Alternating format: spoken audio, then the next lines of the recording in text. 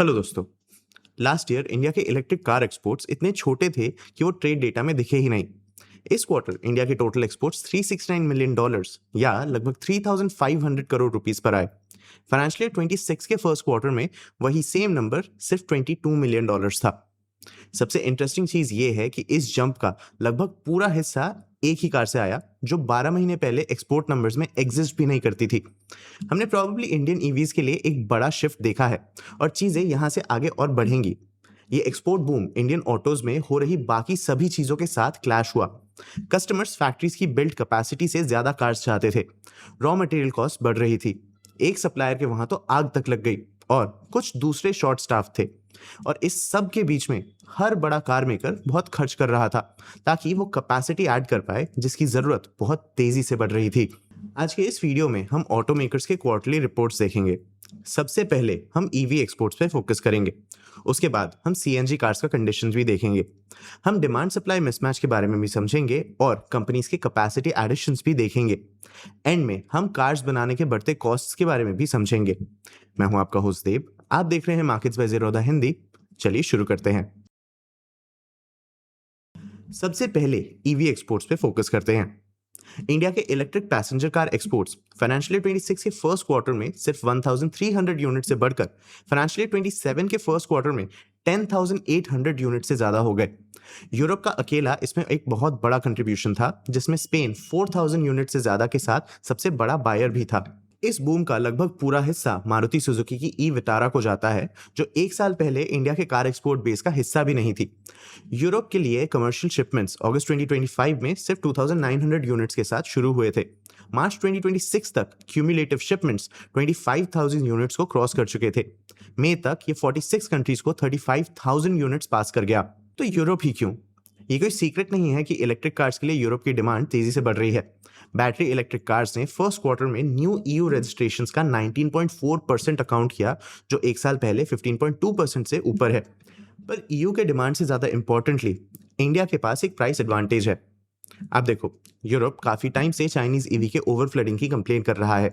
इसीलिए ईयू ने अक्टूबर 2024 से चाइनीज मेड इलेक्ट्रिक कार्स पर नॉर्मल 10% इंपोर्ट ड्यूटी के ऊपर 35.3% तक का एक्स्ट्रा टैक्स ऐड कर दिया है। एक इंडिया बिल्ड सुजुकी सिर्फ 10% ही पे करती है। लेकिन इसमें से कुछ भी इंडिया को ईवी एक्सपोर्ट पावर हाउस नहीं बनाता। इंडिया अभी भी मुश्किल से अपने खुद के ईवी बैटरी सेल्स बनाता है।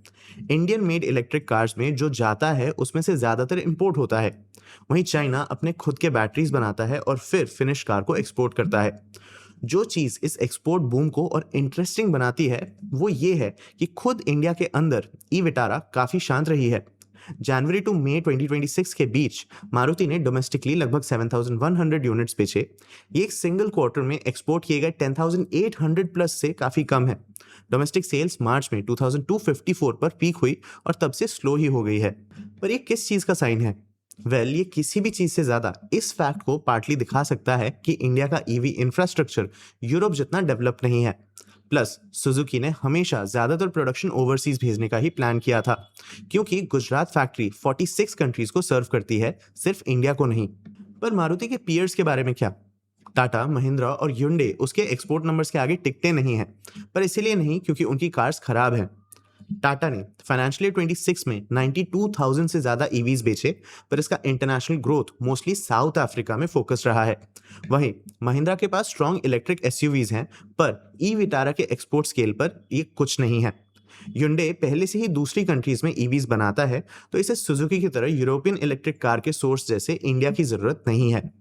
वैसे एक्सपोर्ट्स ईवीज के बहुत आगे भी जाते हैं। मारुति के ओवरऑल एक्सपोर्ट्स 28.6% बढ़े, जबकि बाकी इंडिया की पैसेंजर व्हीकल इंडस्ट्री के एक्सपोर्ट्स 8.4% गिरे, जिसे लगभग 120 कंट्रीज के स्प्रेड से मदद मिली, जिसने उसके मिडिल ईस्ट शिपमेंट्स पर वेस्ट एशिया कॉन्फ्लिक्ट के इम्पैक्ट को कुशन किया। पर ह्युंडई के पास ऐसा कोई कुशन नहीं था। इसके अपने एक्सपोर्ट सेम कॉन्फ्लिक्ट की वजह से डायरेक्टली 20% गिरकर 48,140 यूनिट से 38,708 यूनिट्स हो गए। ई विटारा एक अलग एंगल से सेम प्लेटफॉर्म में फिट होती है। यूरोप के लिए इंडिया में कार्स प्रोड्यूस करना फैक्ट्री यूटिलाइजेशन को इंप्रूव करता है और डिमांड के सोर्स को डाइवर्सिफाई भी करता है, जो जेन्युइनली यूजफुल है। पर ये shipping routes, destination market regulation और जियोपॉलिटिकल स्टेबिलिटी पर डिपेंडेंस भी क्रिएट करता है, जिसे कोई इंडियन कार मेकर कंट्रोल नहीं करता। जिन प्रोसेसर्स ने मारुति के लिए ये अपॉर्चुनिटी क्रिएट की, उन्होंने ही Hyundai के मिडिल ईस्टर्न बिजनेस को इस क्वार्टर नेगेटिवली इम्पैक्ट भी किया। अब इनमें से कुछ नंबर्स ये भी दिखाते हैं कि कैसे 4 बड़े कार मेकर्स में से हर एक इस क्वार्टर ईवीज को बहुत अलग तरीके से अप्रोच कर रहा है। जैसे टाटा इंडिया में सबसे लंबे टाइम से इलेक्ट्रिक कार्स बेच रहा है। इसने फर्स्ट क्वार्टर में रिकॉर्ड 34,000 प्लस ईवीज बेचे, जो उसकी टोटल सेल्स का रफली 1/5 था और अभी भी इंडियन ईवी मार्केट्स का 40% से ज्यादा शेयर होल्ड करता है। उसके दो मॉडल्स नेक्सन और हैरियर ने गवर्नमेंट की पीएलआई स्कीम्स के अंडर 313 करोड़ रुपीस कमाए, जो कंपनीज को सिर्फ इंपोर्टेड कंपोनेंट्स असेंबल करने के बजाय लोकली मेड पार्ट्स के हाई शेयर के साथ कार्स मैन्युफैक्चर करने के लिए सब्सिडी पे करती है। वहीं महिंद्रा ने सिर्फ 1 साल पहले इलेक्ट्रिक एसयूवीज बेचना शुरू किया था।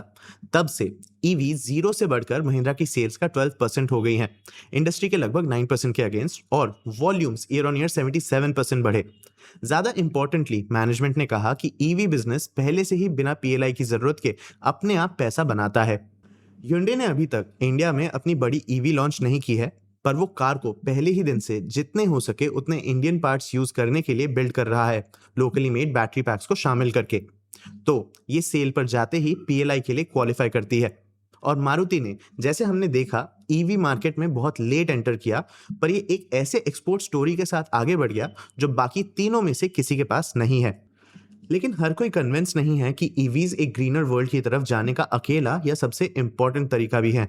इनफैक्ट जबकि इलेक्ट्रिक कार्स को सबसे ज्यादा अटेंशन मिलती है, पेट्रोल के शेयर को सबसे ज्यादा जिसने खाया है वो एक्चुअली सीएनजी है। मारुति ने क्वार्टर में लगभग 2.2 लाख सीएनजी व्हीकल्स बेचे। इसने उनके बेचे गए सभी आइटम्स का लगभग 42% बनाया और वो फुल ईयर के लिए 9 लाख सीएनजी कार्स की सेल्स टारगेट कर रहा है। Hyundai का सीएनजी शेयर भी उसकी क्वार्टरली सेल्स का 18.2% पर रिकॉर्ड हिट हुआ। उनके बीच टाटा के साथ मिलकर सीएनजी कार्स आज इंडिया में इलेक्ट्रिक कार्स से कहीं ज्यादा नंबर्स में बिक रही हैं। बायर्स के लिए सीएनजी की अपील सिर्फ इसमें नहीं है कि ये पेट्रोल से सस्ता है, बल्कि इसमें भी है कि इसे होम चार्जर या ईवीज की तरह रेंज प्लानिंग की जरूरत नहीं है, पर सीएनजी कंपनीज के लिए भी सस्ती है। Hyundai के मैनेजमेंट ने अपनी फर्स्ट क्वार्टर कॉल पर कहा कि सीएनजी उसके लिए गवर्नमेंट की व्हीकल पोल्यूशन लिमिट्स को मीट करने का सबसे कॉस्ट इफेक्टिव तरीका है और ये इसके साथ साथ वॉल्यूम्स को भी बढ़ाने में मदद करता है। ये पार्टली रीजन है कि इनमें से हर कंपनी सीएनजी में इन्वेस्ट करती रहती है, भले ही वो ज्यादा इलेक्ट्रिक कार्स लॉन्च कर रही हो। ये डाइवर्जेंट अप्रोचेस गवर्नमेंट के रीसेंट कैफे नॉर्म्स के थ्रू पार्टली दिखते हैं, जिसका एम एमिशंस कम करना था। जबकि कैफे 3 नॉर्म्स अभी फाइनलाइज होने बाकी हैं, ऐसा प्रोजेक्ट किया जा रहा है कि टाटा शायद इनको कंसिस्टेंटली मीट कर पाएगा, जबकि मारुति और Hyundai के स्ट्रगल करने के चांसेस हैं और महिंद्रा शायद 3 साल में पहली बार इन नॉर्म्स को मीट करने से मिस हो जाएगा। चारों कंपनीज ने इस क्वार्टर स्ट्रॉन्ग डिमांड डिस्क्राइब की, पर हर एक ने सप्लाई साइड पर एक अलग तरह की प्रॉब्लम भी फेस की। जैसे मारुति के डीलरशिप्स के पास जून के एंड में उनके लॉट्स पर लगभग 13 डेज की कार स्टॉक थी। मतलब जो कंपनी 1 महीने की इन्वेंट्री रखना पसंद करती है, उसके हिसाब से ये काफी कम था। पेंडिंग ऑर्डर बुक लगभग 1.3 लाख कार्स था, जो पिछले क्वार्टर के 1.9 लाख से कम था। मैनेजमेंट ने एग्जैक्टली एक्सप्लेन नहीं किया कि वो 60,000 ऑर्डर्स कहां गए, पर कहा कि सप्लाई तेजी से बढ़ रही है और कंपनी कस्टमर्स को ज्यादा टाइम वेट नहीं करवाना चाहती। उन्होंने कहा ग्रोथ हेल्दी है, पर अभी भी इस बात से लिमिटेड है कि फैक्ट्रीज कितनी कार्स प्रोड्यूस कर सकती हैं। और लेट जुलाई में लॉन्च हुई न्यू ब्रेजा अपने अर्ली वीक्स में एक दिन में लगभग 2000 बुकिंग्स ला रही थी। लेकिन Hyundai की प्रॉब्लम एक स्पेसिफिक अनफॉर्चुनेट इवेंट थी। जून में एक सप्लायर की फैसिलिटी में आग लगने से लगभग 14,000 क्रेटास का प्रोडक्शन रुक गया, पर Hyundai की फैक्ट्रीज के पास कैपेसिटी अवेलेबल थी और इसीलिए इसने जून तक लॉस्ट आउटपुट का ज्यादातर हिस्सा रिकवर कर लिया था।